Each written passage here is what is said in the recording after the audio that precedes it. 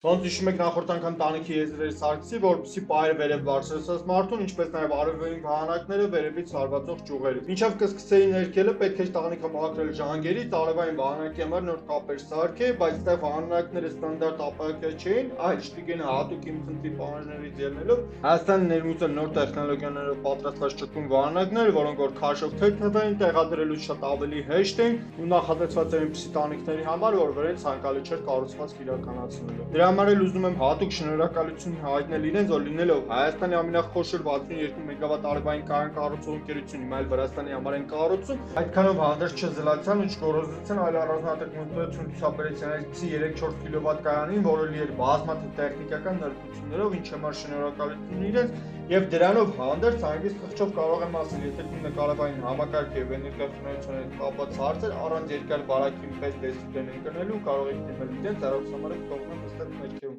Դե ինչ, այս անգամ համար այսքանը, չմոռանաք սեղմել հավանելի եւ բաժանորդագրության կոճակը, հաջորդ տիպսից կտամ տանիքի ներկելու պրոցեսները, լավ մնացեք։